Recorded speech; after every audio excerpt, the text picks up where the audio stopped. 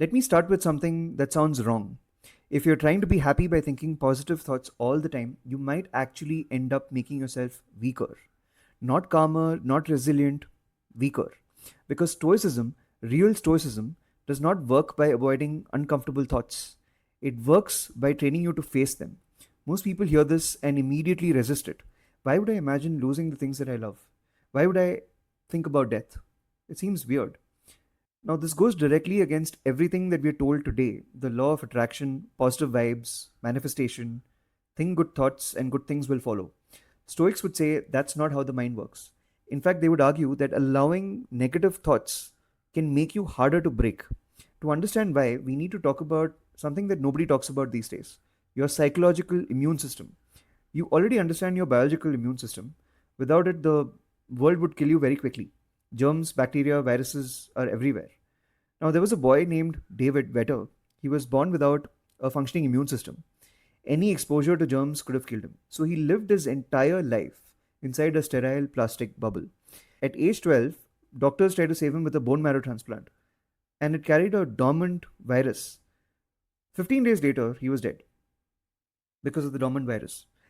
Here's the uncomfortable paradox: the best way to build an immune system is exposure. Not recklessly, not all at once, but in controlled doses. Kids play in dirt, they touch things, they get sick, and slowly they build resilience. If you try to raise a child in a perfectly sterile environment, you'd have to keep them there forever. Because the moment they entered the real world, they'd collapse. The Stoics believed the same thing was true psychologically. A life without discomfort produces weak people. Now imagine parents who try to protect their child from every negative emotion. No criticism, no bad news, no responsibility, and obviously failure is also something that they don't really hear of.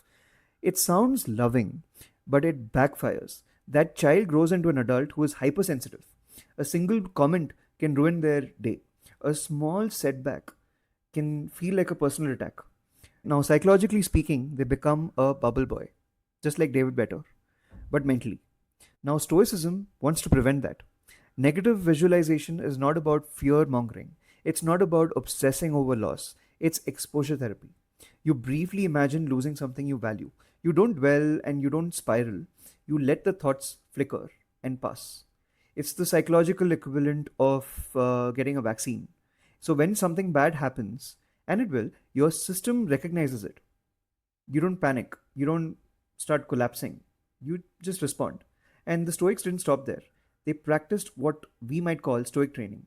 They voluntarily did very uncomfortable things: cold, hunger, physical exhaustion, emotional difficulty, long walks, hard conversations, and competitive challenges. Not because suffering is noble, but because confidence comes from knowing that you can endure it. A strong psychological immune system does not mean that nothing hurts. It means nothing can destroy you. Now let's bring this into the present. Insults and hate speech is everywhere, right? Stoics had a brutal insight here. What hurts you the most is not the insult itself, it's your reaction to it. They offered simple strategies: ignore it, dismiss it, respond with silence, or recognize that insults come from people who aren't worth taking seriously. If a barking dog ruins your day, that's on you. The same applies to barking humans. Instead of strengthening people, we try to protect them from offensive behavior. We validate every emotional reaction. We build psychological safe spaces. Now, the Stoics would argue that this does the opposite of what we intend. The more protected you are from offensive speech, the more power it gains over you. And the more power it gains, the more control others have over your emotions. A world without hate would be wonderful. But pretending we can eliminate offense instead of strengthening people makes hate speech more powerful, not less. Now let's return to the law of attraction. Negative thinking does not change what happens to you, but it does change how you interpret what happens to you. Someone with a weak psychological immune system experiences criticism as a sort of destruction. This is an attack. Something is wrong with me, is what they'll think.